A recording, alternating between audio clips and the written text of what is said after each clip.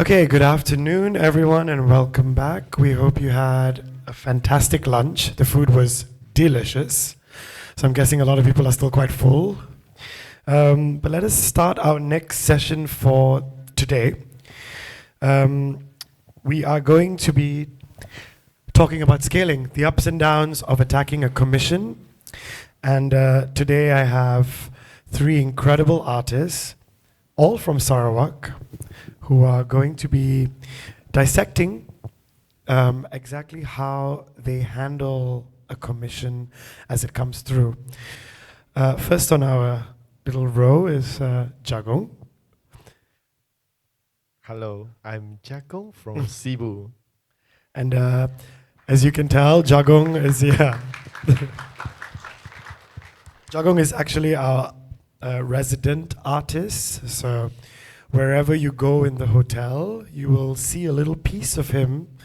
And of course, a very big piece of him that's on the side of our hotel. Sarawak's tallest mural, 16 stories high, of Jay Chow and his wife. We'll get into that later. Thank you. Next up, you have Sahzy from Kuching. Hi, Sahzy. Incredible sculpture artist who focuses on taking Mother Nature's discarded remains and turning them into beautiful pieces of art.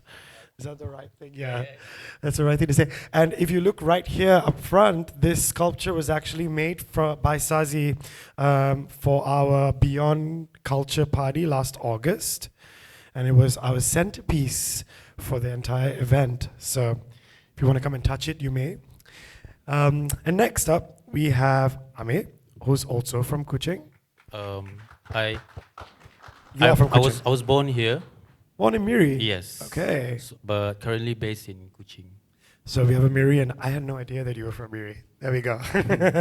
And Amey and Jagung share the same medium of art, which is murals and spray paint. The both of you work primarily with spray paint? Yes. Okay, so let's kick things off. I think the one thing we are going to go through today is exactly how you tackle a commission, right? From the beginning all the way till the end. The beginning is always beautiful, being approached, being asked to do something by someone. But then, of course, it gets more difficult as you have to go through the different aspects of trying to get your commission ready. And then, of course, contracts, protecting yourselves, and making sure that you finish before the deadline. So let's talk about the first thing you would do when you start a commission. So for instance, you have someone come up to you. I think we can start with Jagung with this one because you do have, we can talk a little bit about your big mural. You have someone come up to you and say, Jagung, I want you to paint my 16-story building, right? Now, where would you start? Basically, I will start from concept. After concept will be alignment, and then design, color pick, which color do I need to use, and then goes to discussion with client. After everything is settled down, then I will goes to production. So like Jay Chow, we are on site is around 2 months, but the progress for painting is only 35 days. So the rest of the day is raining. So we need to stay here, stand by. So while there's no rain, and then we'll straight to paint. Yeah, working with Mother Nature can be hard, huh? Yes, exactly. Yeah. Okay, so I think when I arrived, when you started your Jay Chow mural, the first thing that I noticed, well, I got very excited because when I saw the wall, I thought that we had commissioned a Keith Haring painting because the entire wall was filled with these doodles that looked just like Keith Haring's paintings. And then I asked you, I said, Jagung, what is the art piece that you're going for? And that's when I learned about the art of doodling. So can you tell us a little bit, maybe we can go to Amey for this one. Tell us a little bit about doodling and why it's so important and how that concept even came about for mural artists like yourself. Okay, there's a few ways for you to transfer your sketch to the wall, and one of it is doodle grid. Apa lagi Jagung? You can use projector. Yeah, projector. That's the fastest one lah. But some places they don't have the power supply. So the doodle grid is replacing the traditional grid. Instead of you drawing the square, kita pakai doodle lah. So you can draw whatever you want, alphabets, numbers, and then you paste your artwork on top of it on whatever apps you're using. Like for me, I use Procreate on iPad.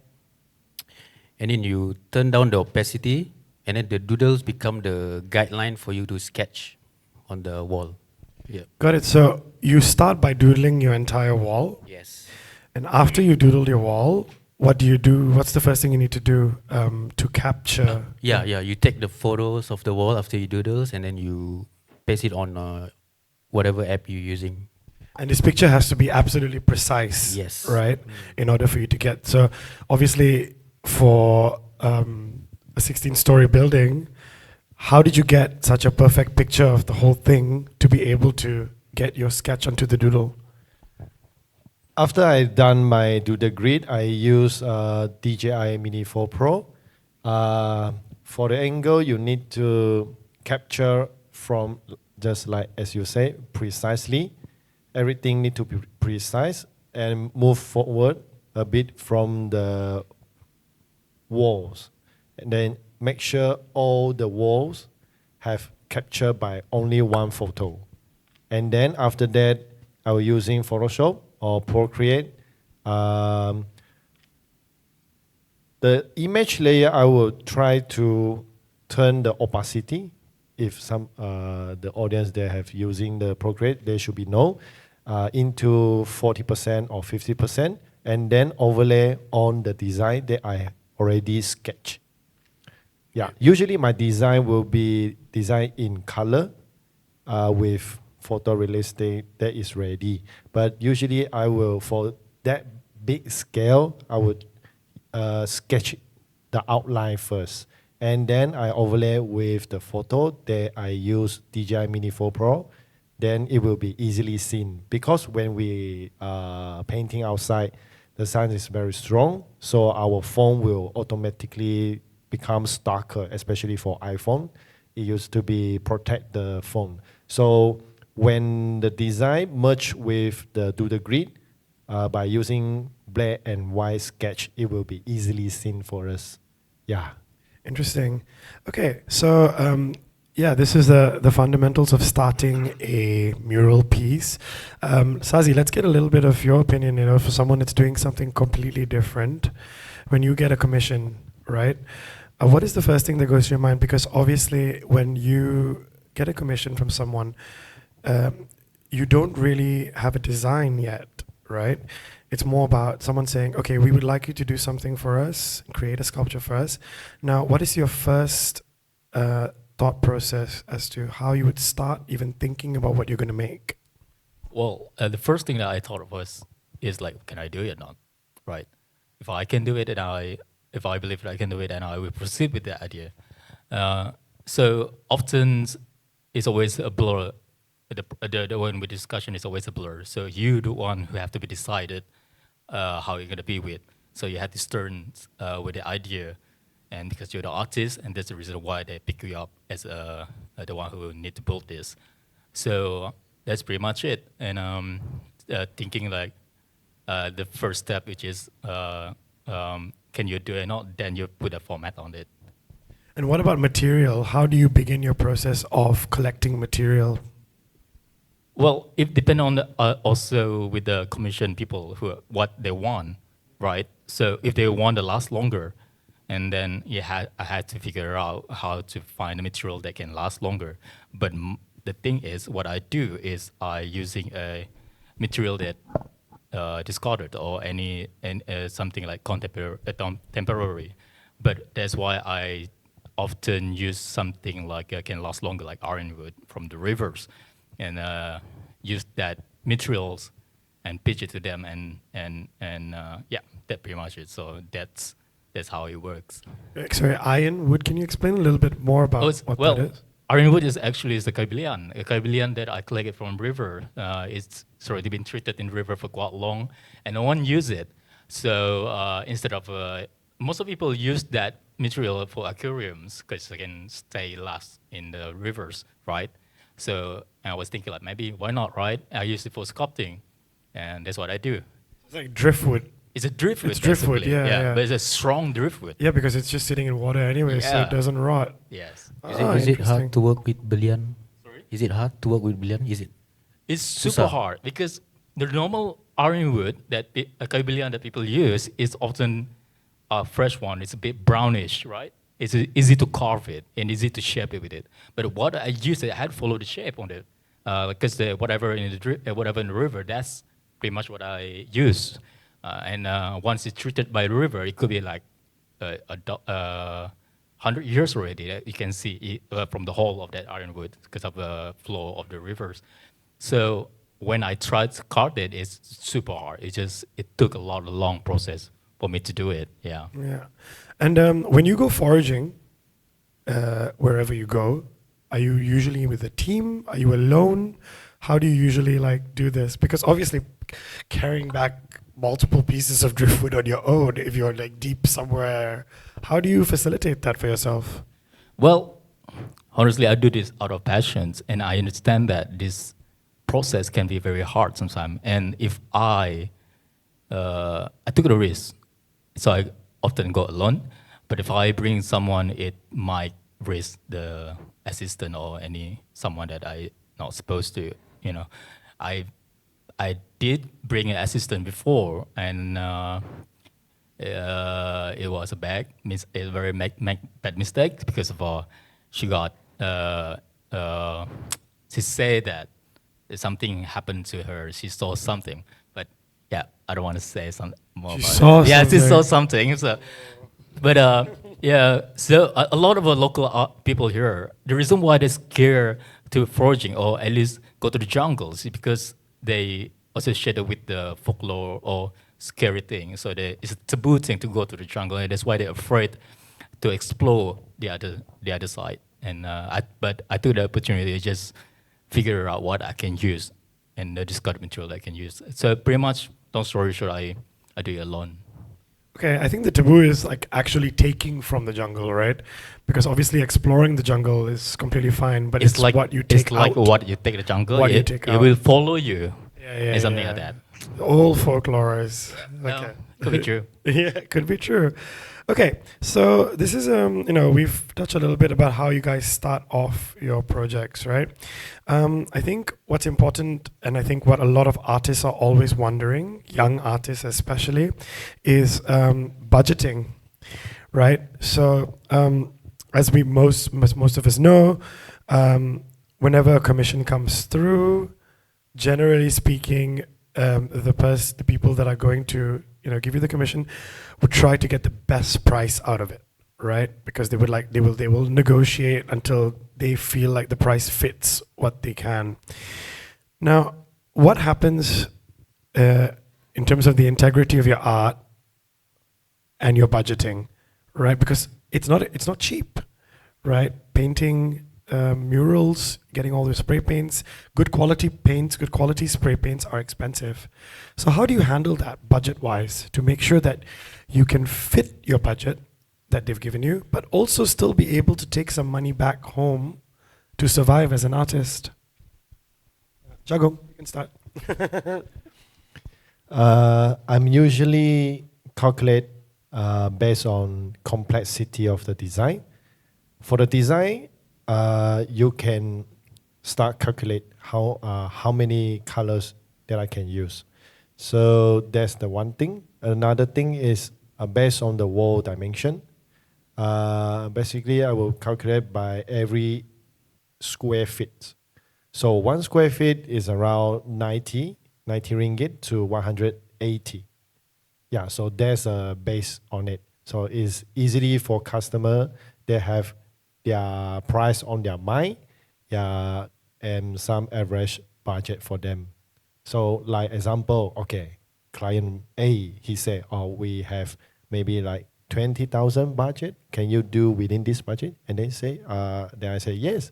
So if they have their budget on their mind, would be easier for us to collaborate. Some of the client, they might be, I don't know, can you quote some quotation for us? And then I quote it for them and bye-bye. Yeah. That is the usual. Huh? And what about you, Sahzy? Does yours involve? Yours obviously involves the budget of labor. Do you charge for the material that you also pick up? Is that how it works? Can you tell us a bit about that? It's very interesting. I have a question every night to myself like that because of because I collect this material. How would I put a value on this? Because I see the value in terms of telling stories, produced with the works, right? How I can put a value in terms of money? It's blur, to be honest. Yeah. It depends on my intentions. Like, what is material used for? Why do you want to buy it? And often that when I produce the work and he want like commission work, for example, they need ironwood. They need something that lasts longer. So I had to use ironwood, and maybe I put a value in terms of the manpowers, and then my skill as to carve it, to build the installation and stuff like that. And the carry is very hard because it's so heavy, and so that's pretty much I put a value first, and I understand that it's the you need to figure out. I need to figure out in the future how to put a value on our ironwood because it's take a long time. It risks because I need to go to jungle to go to the river for it, and yeah, I need to figure it out by myself. So it's a questions because I feel like I'm the only one who do this. Maybe one day there is someone that I know who do collecting driftwood, and I can ask him how we put a market on this. Basically, yeah. Okay. And Amey, what do you think? I usually split it into two parts. So 50% of the whole expenses is for myself, and another half is for the materials, all the things that we need to buy lah, basically. Tapi if I have other assistants, so I will only take like 30% from it, and then 20% goes to my assistant. Yeah. Okay. But okay, so I think with Jagung's, I actually like that idea of charging per square foot. Yeah, yeah. But coming to that number, whatever it is you said, 90 ringgit to 120 ringgit, Yeah. right? And then again now also with you coming to understanding how you charge for the material, and with Amey, I'm giving myself 50%, and it's all a question of your self-worth as an artist, right? And how you're able to maneuver through your career, and obviously start charging more and more. The bigger you get, the more, exposure you have to the bigger world, the more you charge, right? So right now, as an artist, Jagung, the 90 to 120 ringgit, where do you feel like you're like in your career when it comes to these commissions? I would like to add on another information about price. Just now, the square foot that I mentioned just now, there's the method one. There's actually have method two. It's based on my feeling to give a price. So while I talking with client, if the client the situation, we have a beer, like something, it's kind of vibe. If I have a good vibe, yeah, why not? I can give you a special price. Discount. No problem at all. Yeah. But as artists, we always give special prices to Yeah, people yeah, we yeah. vibe with, right? Yes. But now we have to stick to the professional side, Yeah. not the people who we vibe with. Exactly. Okay. All right. Very interesting. I really like those points because I think that makes a really big difference in someone's life, knowing how to charge, but also being very steadfast and very confident in the way you charge. Because obviously your work has to be amazing in order for you to put a price on it, and people need to know about it. Now, there's the whole level of trying to be famous on social media in order to be a famous artist, but some artists are just extremely talented. So in today's world where we're living in this space where people are sort of putting a price on you based on how many followers you have, it becomes a bit of a dangerous space. But we're going to get to that later. For now, let's continue as we go down this journey of getting through your commission, right? So we've gone through budgeting. Now you've got your budget, you're going through. Let's kind of skip into the middle of your commission.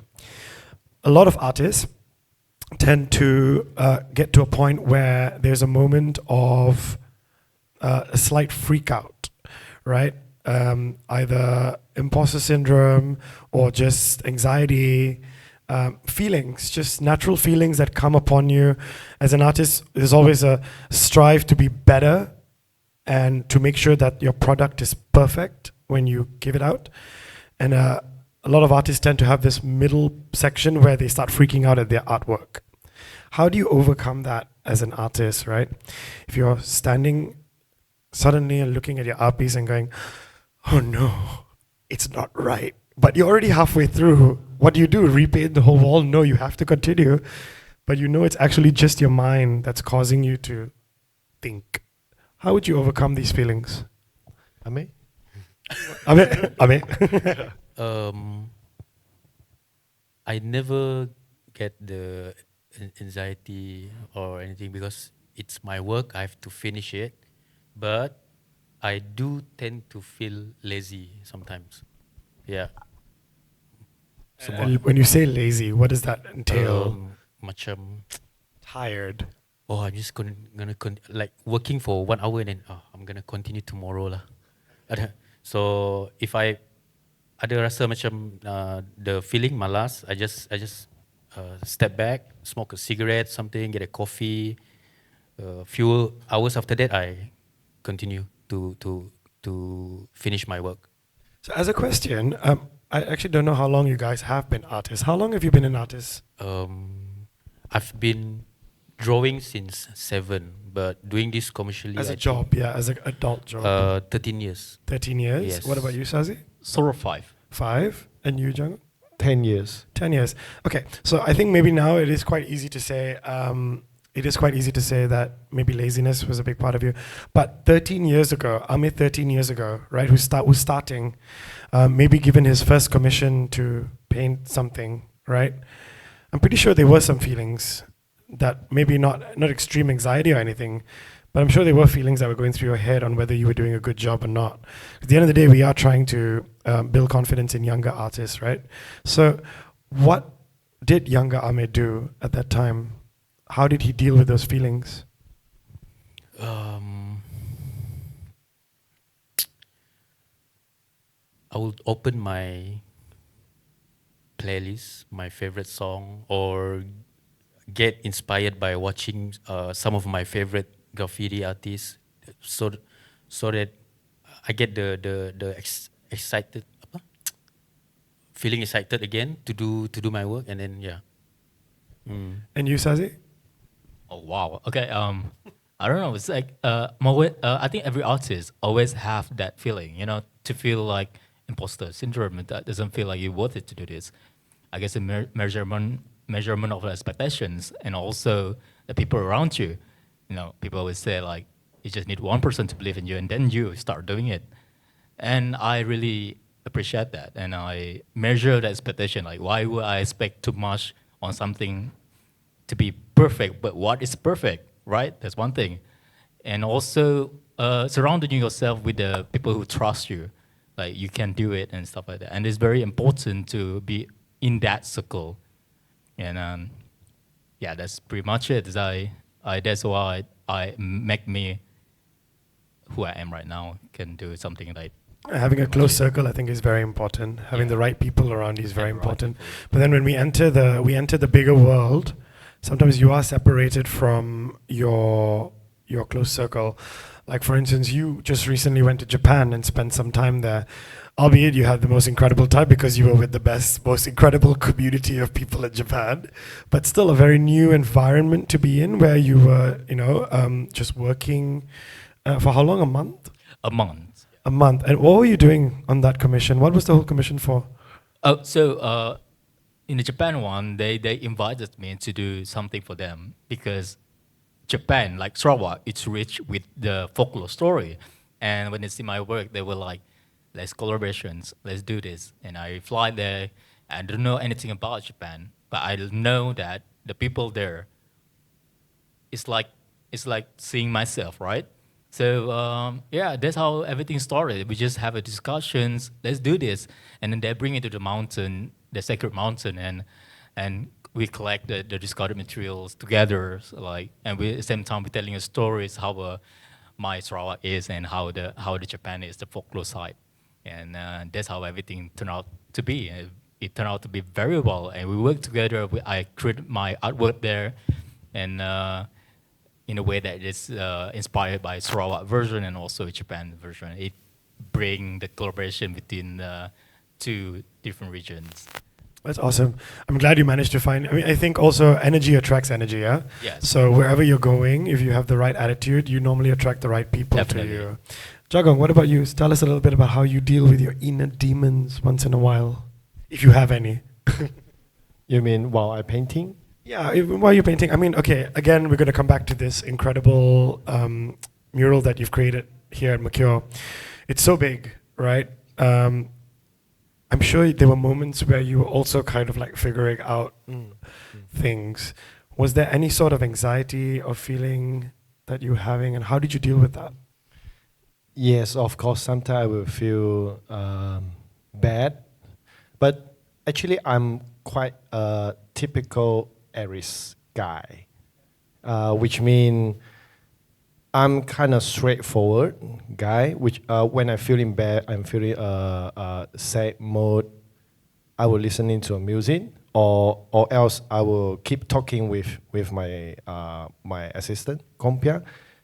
In Chinese, we call 讲干话. Yeah, which means we love to joking while I painting. Even though we are tired, I'm still painting because I think self-discipline is very important, and I think for Aries horoscope, they have 200% for progression. For example, okay, like I will start painting from 8 until 10, no matter how is the weather. Even though it's rain, I'm still keep painting. I don't know why anxiety is. I just want to keep painting and until it finish, and then voila. You know, I'm married to an Aries, and I totally understand what you're saying. Yeah. Because I'm a Sagittarius, and I'm all over the place. Yeah. Okay, fantastic. I mean, I like that. I think the idea. So you say that your assistant is next to you, and you guys are having these moments where you're just joking, or I can't remember what you just said. Chong kwa kwa. 讲干话. Chai kwa kwa. And I love that, creating this energy and synergy between each other to keep each other in the right mind space. Yeah, energy, right? and listening to rap music, and then I will keep dancing. Yeah, you see. I don't know how you were dancing on, 14 stories high on this thing. It scares the shit out of me, but I'm amazed that you did it. That's fantastic. Okay, so now, we've gone through a few key aspects, I think, to understanding how to tackle a commission. I think one of the most important things that I would like to touch on is handling public commissions, working with your respective cities, right? Government bodies, NGOs, whoever is affiliated to bureaucracy in its sense, to give you guys a space to showcase your art, right? Not your private funders, but people who are in government. Now, this can be quite an intense situation for a lot of people. Because of course, to get a government contract is already quite interesting. To have the government interested in you is interesting. But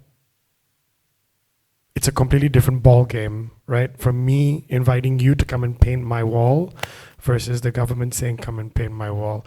Now, can you tell us a little bit, which ones of you, you've all done some government work? Yes. Yeah, government street work. No? Oh yeah, we talked about this. They kept rejecting you. Okay. Yeah, I keep rejecting by then. Yeah, it's okay. It's okay. You don't need them. I only need Roger. Yes, you do. I hope he has to build a new building at some point because we're going to run out of space for you. But okay, so can you please tell us a little bit about what it feels like to get a commission from the government? Just give us a little bit of a timeline getting it, but also tackling small issues within that, because obviously there's a lot of back and forth, right? To do a mural as a city mural that's commissioned by the government, there must be a lot of back and forth. Can you tell us a little bit about that? Okay, number one, they don't give deposit, government, of course. You get paid after you finish. Yeah. Yeah, we're definitely So going you to tackle have that. to like put your 100% trust on them lah, for this one. And then design wise, I kena like consult with them first. Okay, I only do 3 options. That's it. No more than that. Kalau lebih, then I have to charge more lah. And then, what was the question again? So yeah, basically Okay. the timeline of what happens, right?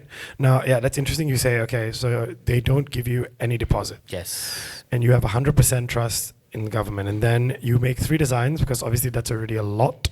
And then you try to see what they would be interested in. Now, the kind of murals that you do have to create for government, right? What have they been about? Can you tell us a little bit about the mural itself that you've created? Usually it's, of course, tourism related stuff lah. Benda-benda yang represent Sarawak. If I'm in Kapit, let's say, so I have to do something that represents the town. Yeah. Okay, so you're saying it's always very traditional. Yes. Right. So you don't really have the space to kind of be free and do what you'd like, They are even though not- it's not too controversial. You still have to be within a more traditional definition Yes, of murals, yes, right? So your hornbills and beautiful sceneries, etc. Now, as an artist, because I know your style a little bit from what I've seen, also with what I've seen from your mural. How does that make you feel? Because obviously now you are creating a commission that I'm not sure you're that attached to as a style. So how does that make you feel when you have to do that, but it's government affiliated, meaning you're doing something for your city? How does it make you feel? Okay, sometimes you have to become a, Jagung knows this, to become a commercial muralist, sometimes you have to put your style aside. So you kena jaga client because that's what they want. Tapi if I can convince them, okay, this is my style, have you seen my portfolio? If they're okay, then just go. Yeah. And this is because of growth. You Yes. say growing as a mural artist, Yes. sometimes you have to put yourself aside. Yes. But again, I want to know how you feel about it. I have a family to feed, so I don't really mind actually, because I can express myself at something else for my personal project, private client, let's say. So if I work with governments and mindset kena macam, okay, this is government. Amey Sheikh Ali put aside. This one is corporate punya Amey Sheikh Ali. Macam tu. Got you. What about you, Sahzy? Have you ever had to kind of make something that, because yours is a little bit more sculpting and it's a little bit more wood related. Have you ever had to make something that you were not really happy with because it was a government commission? Yes. That's it. Tell us a bit more about it. Well, I mean, you have to know that whatever the government wanted is what they wanted. It's a professional or it's the agenda, right? So it's a super rare that the government wanted something from what you want, always what they want. It's all about what I can share to the city, to the people around me. And you're the artist, you're the one who provide the service, and that's how they look at it. It's super rare for artists to be quite independent or use their own creativity to produce for the city. It's often associated with what they want. That's most of the time it can be difficult, and but in terms of being professional, or I just do whatever it is. Yeah, and we're talking about a budget just now, right? I was so shocked to know that there's no 50%. I can't do that. I had to. So if there's no secure fund for me to for my project, I can't proceed with the project because of, it's very important that this is artists you're talking about. This is their life, right? They produce this work for you, so it's very important. They need to know that to pay full, actually, to trust them. That's why. So at least 70 or 50, but yeah, it's a trust between the artist and the people who commission you. Yeah, so we did speak about that. Definitely want to get into that a little bit. I think the most, we speak about being independent with public spaces, which kind of really hits a point where we talk about freedom of expression. Obviously, we're a little bit far behind in allowing for freedom of expression to happen. But judging by the address that was made this morning, we talk about Philadelphia, we talk about Berlin, we talk about spaces where mural art is, at its core. Cities are just living off art. Art is everywhere. Now, what can we do, as artists to push for that agenda, to push for more freedom of expression, especially when you are already working with government commissions? So you have your foot through the door, right? And people have accepted you to come and do stuff in public spaces. How can we go further? How can we get them to also maybe not bend the whole way, but bend a little bit more, so that artists like you don't have to only create what they want, because they're not artists, right? They're government officials. So how can we help them understand that the importance of freedom of expression is very important? Tell me, Ali. Yeah, go for it. I guess the artists need to work together, at least confident enough that the market, we need to create our market. In Sarawak especially, Kuching even, we need to create our market. Artists has to decide what best for the country, or best for the surrounding. And it's very important not let other people decide where our heading to in the future. And yeah, that's a very important thing, I guess, for me. And as I guess it's gonna take a long time for us to have this kind of awareness, because art, like Jupiter say recently, is always provoking. It's always storytelling and stuff like that. And yeah, that's the reason why a lot of censorship and stuff like that happening. Yeah, exactly. Jotun, yeah, I go for think it. in order for us to do this, it will cost our own money, of course, because I grew up from a graffiti scene before becoming this commercial mural. So not once in Kuching I pernah kena marah dalam public. Never. People love it actually, and the police just drove by me and then give a thumbs up. Oh, nice. But he didn't know I do it illegally. So for me, if if we start like for myself last time, I would just approach the shop owner and then I say, "Uncle, can I do your wall lah? Like this." And he said, "Okay." I just paint, and then that's how I grow my social media last time. So if you want to like for public awareness, like you said, you kena like Be a rebel. be a rebel, go out on your own. Yeah. Yeah, I mean, just recently in KL, there was a huge thing about that, where some incredible art on bus stops and also old, Clockwork. yeah, Yes. the little, those little stands with the guys that sell newspapers. They just made them so beautiful, and DBKL came over and repainted them. This happens Yeah. with me once Yeah. with the mural of our late Tan Sri Adnan Satem. So the evening he passed away, me and Sadiq, we go find a wall, like it's a, we call it heaven spot lah. A lot of traffic, so we paint Adnan Satem's mural. And then 5 months after that, the DBKU buff it over, paint it over.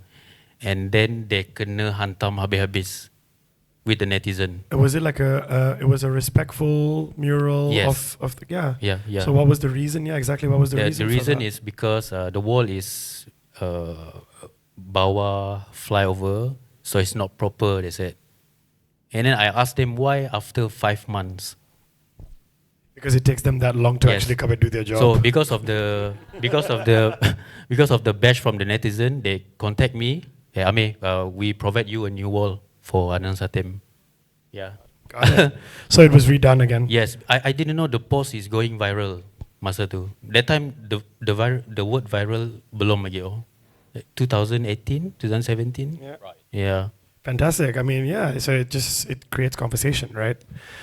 All right. And I know you haven't got any government affiliated programs with you yet, but what do you think? How, from a person that's not doing that, hasn't had to do that, how do you think we can figure out a way to do exactly what these guys are talking about to get better at freedom of expression? For me, I always treat my art as a business. I love doing business, but I'm quite lousy. Jagung love money. Yeah, Chinese money god. Because there's a phrase that I always believe, which is people don't buy your creativity. People buy your popularity. No, yeah, that's what I experienced in these 10 years. So when I deal with government or private, which I always deal a lot with private, and I feel that my creativity always can't be shown out there, which is my artwork is quite like a 3D realistic style. And most of the client, they love 3D art. Just like there's a whole 3D art, there's an animal comes out, a lot of commercial art, which I don't like to draw it.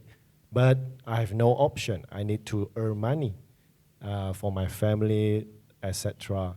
So just now deal with government.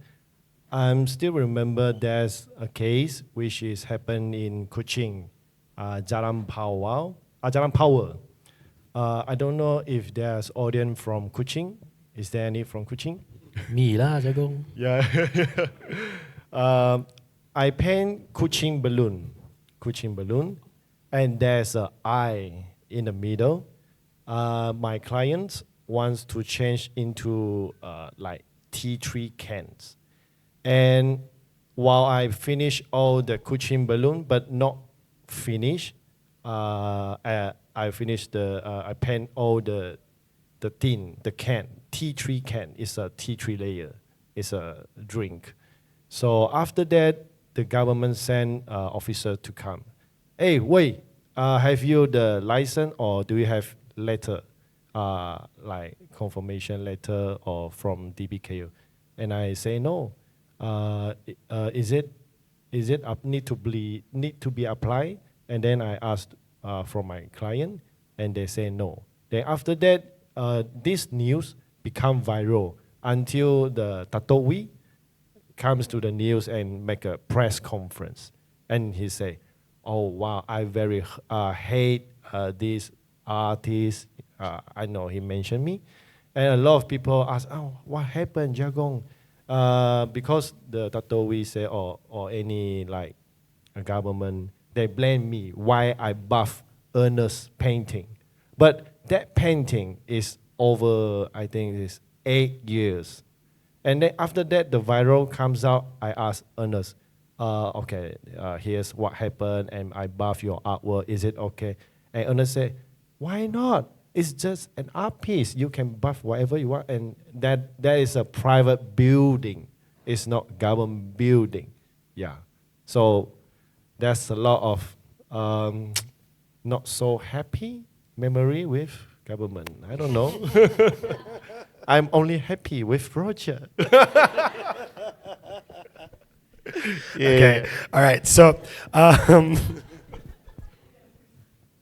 right. So what we're going to do is I would like to talk about, I think we had a very big conversation about this, which I will touch on because we have 15 minutes left, and this is the perfect way to end this. Getting a commission, right, usually means having a contract attached to it. And contracts can sometimes arrive, the same size as a Lord of the Rings novel. As an artist, obviously, we are not, sometimes we don't really go through contracts entirely. And it's very easy for corporations to slip tiny little lines in their contract that you will never suss out until it's too late. When I say it's too late, I mean you get paid 40%, 50%, and then when the thing is finished, suddenly they don't want to pay you because, oh, we had this in our contract and you didn't see it, and it's just a way for them to, save some money, right? Now, we were talking about what we can do, so let's try and get into that. Sahzy, you had a strong point for this because you've experienced it before, not being paid entirely after a project was done. First, tell me a little bit about how it felt, and tell me what you tried to do after. Yeah. This video gonna be online. I'm gonna be diplomatic. Well, I just do it.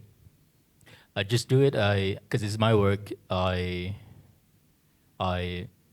start it. I finish it.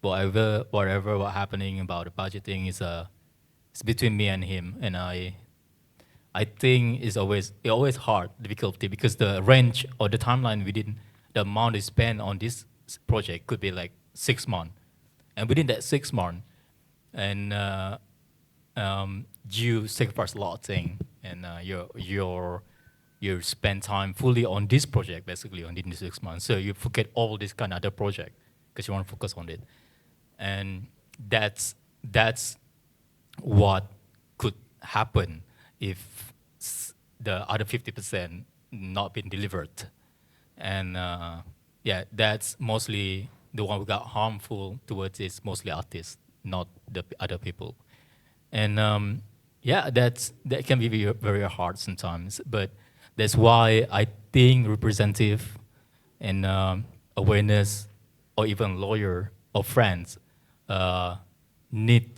we need people like that. We need people like that to protect us, to become our defense. So, because we do art, right? We love art, but most of artists, we don't have the privilege to be to be able to protect themselves because they love art so much, they don't figure out this different aspect. And for me, I'm lucky enough because I need to get to know this because of I used not to. I just let people use me many times, but because of that, I learned to defend myself slowly. I need to know this aspect. I need to know how to deal with this, and so I have after that. After I complete confident within it, then I have people around me, especially artists. And it's very important for us to be strong together. Yes, absolutely. And I think, Amey, we were talking about that, and we said, I think it's much easier for you to send the contract to a lawyer friend if you have a lawyer friend, because if you do it the other way around after, that's when it becomes very expensive. But sending a contract that you receive for a commission to a friend who's a lawyer, and please just have a look at it for me, that's always free, as long as you have some lawyer friends around. Okay, so we spoke about this and how we can better protect our community, right? How can we do that? The three of you, I've asked you to come up with a solution, one each, in how we can try and protect the artist community better. Now, we're all in our 30s, and we have to start thinking about the younger generation and how we can create better platforms for them to be safe and never be exploited as artists. So, Jagung, what have you come up with for me? For me, I'm more into social media, such as YouTube. Let's get an example. If an artist, this artist, he got 1 million, 2 million subscriber. Let's say not 1 million, like 50K, 20,000. Yeah, is they have a feeling of convince to while he deal with clients or any rules and regulation. So when he comes, you need to this. I have my own requirement. Then client might be yeah. Something like that. It's basically intimidating your client with your followers. Yes, just like I said, people by your popularity. Yeah. I get that. I mean, honestly, clients would feel a little bit intimidated to go against someone, who has 50,000 followers for sure. Yeah. So definitely gain a community through that. Okay, that's a great aspect for today, especially because we live in the era of this. So it is a great way to protect yourself. Sahzy? Can you reframe the question again? So what can we do to protect, you say community, creating community, but what can we do? What kind of platform or what kind of advice would you also give to create a safer system for the younger generations so that they don't have to go through things that we've been through? Because that's what we do, right, as we grow. Being resilient and understand the ecosystem of art market, especially in Kuching and Malaysia, international events. So once you understand all the ecosystem of how artists make a living, you start to have the confidence to produce and putting some of the tasks to a different platform. For example, like understand there's a galleries, understand there's a collectors, understand there's a different ecosystem of arts world. So once you understand that, especially students, art students in UiTM, Unimas, or anywhere, once you come out, you start to believe in yourself. You start to produce the artworks, and that's what I do. After I will learn all of that, because when I start to be a beginner artist, I don't know where I'm heading to. Like I'm literally a guy from a jungle, middle of a jungle, and don't know where to go.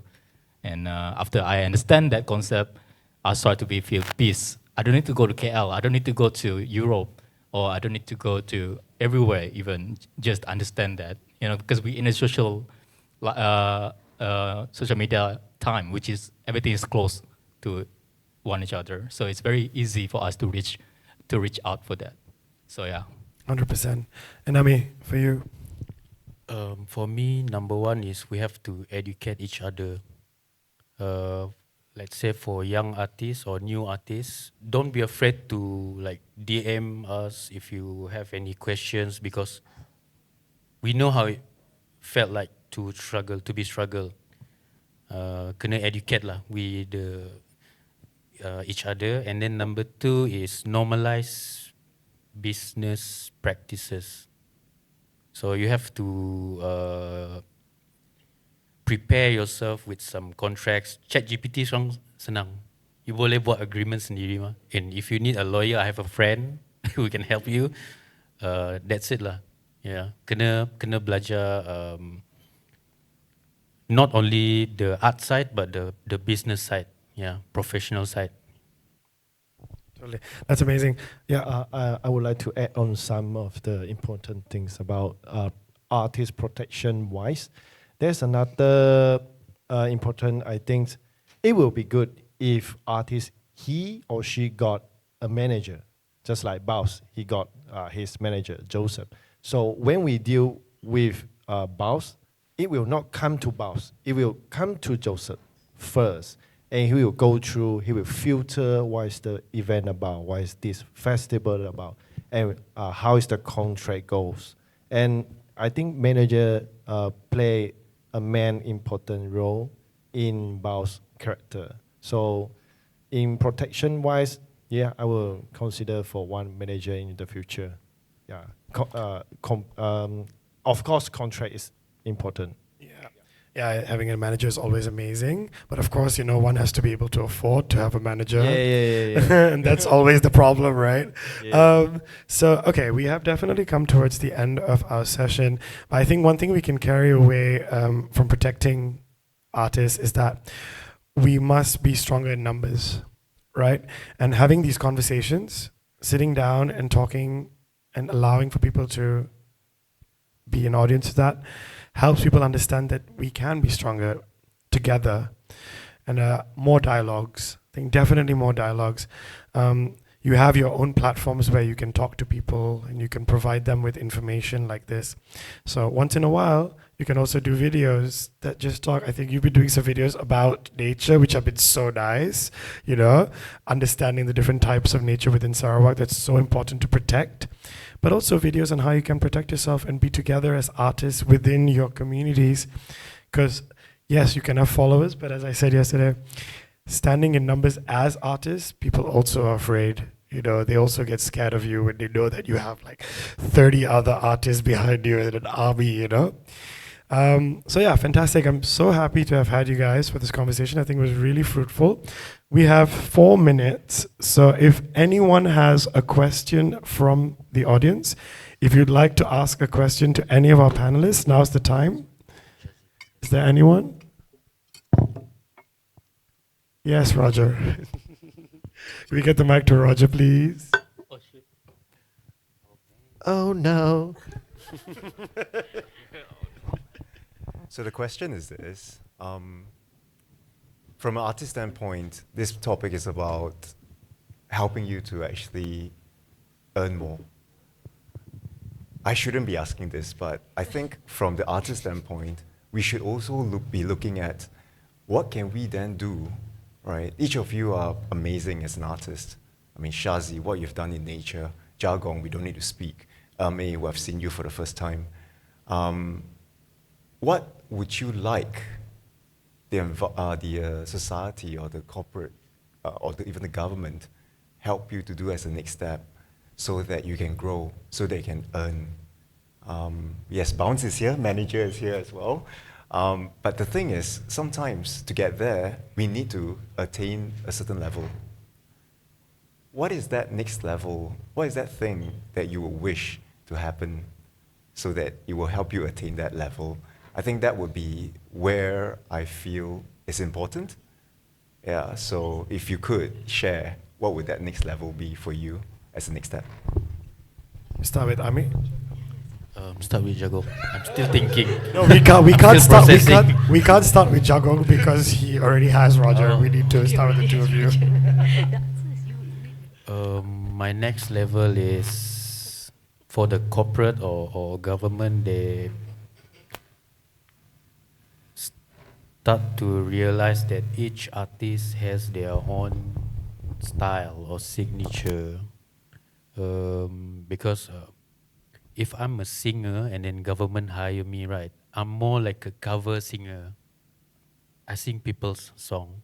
So what I hope in the future, the government wants me because of my work. The glitch one, the 80s typography, all the portraits. Yeah, that's what I hope for in the future. The government or corporate will see us and realize that each one of us is unique.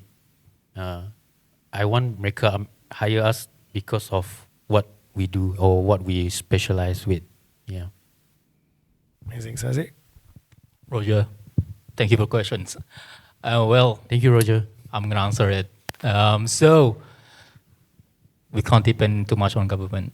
I believe the ecosystem has to be work with the different privilege. For example, an artist, the job is to produce, and there is a certain group, their job is to collecting, and a certain group, their job is to make a gallery, to provide the platform for artists to connect with the collectors.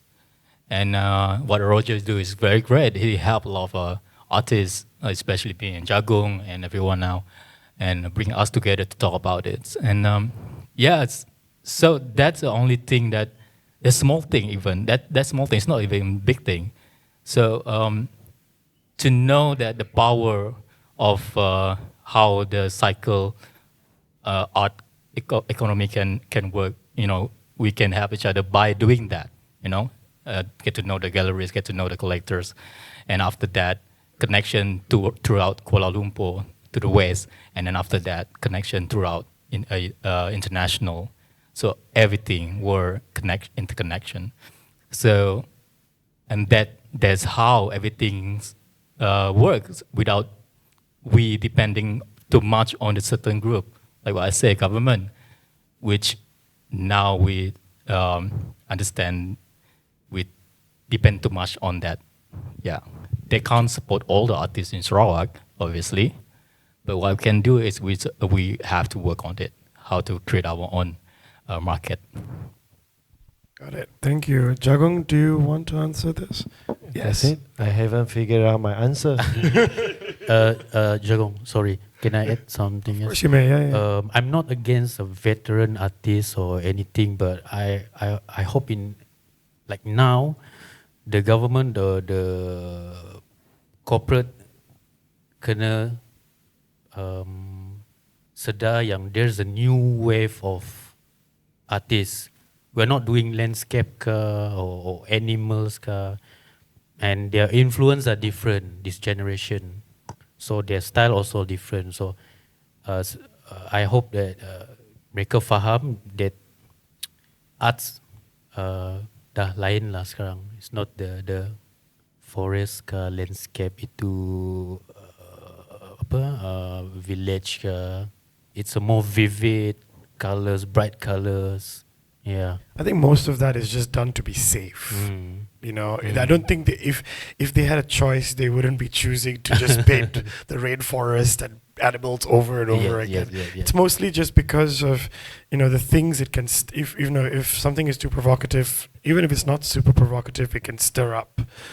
It can stir up the nation. We always see how Malaysia can sometimes just erupt from one small little thing that someone said, right?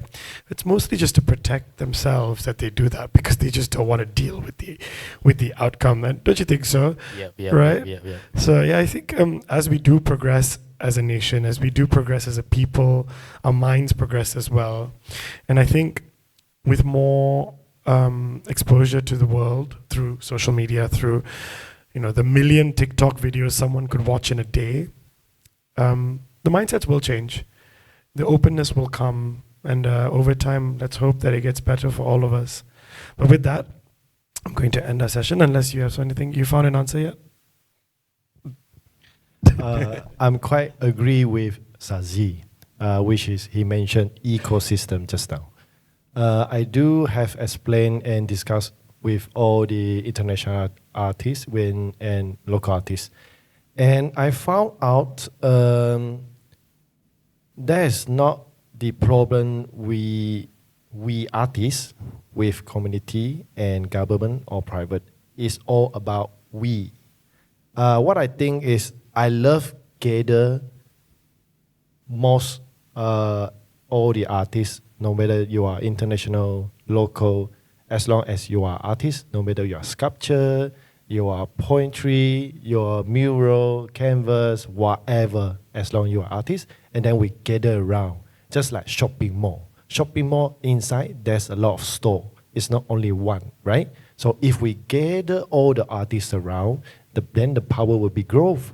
And when the power is growth, and the outsider, which I mean like government, private, then they will see the value. Oh, okay, I never thought art can be grown like this. So which I collaborate with Roger about this International Street Art Festival. I gather from UK, from Taiwan. I never thought it will be happened. And when this festival goes out and everybody know, wow, this is fantastic. Why this Miri haven't this such a fantastic, beautiful festival ever happened. And it happened from Mercure. And I really need to thank to Mercure, international artists such as Bass, local. And I really feeling gratitude, appreciate that he gave me face to come. Yeah. I mean, honestly, you also have to pat yourself on the back because I have spectated and had a conversation with all the artists that you curated, and every single one of them was super special. And I love every moment hanging out with them. They're all real artists with amazing minds. And everybody had this oneness about them. You know, when I arrived here, I arrived into the place and you guys were all just painting and everyone felt like they already created this symbiosis. It was just together doing their thing. It's fantastic. And this is what it's supposed to be. This is artists coming together to do their thing and have a great time. So thank you. Thank you so much for sharing your knowledge. Thank you for being with us.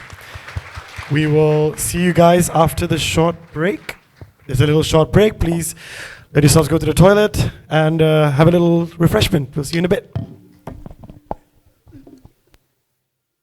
Good job. Hey. You're so good.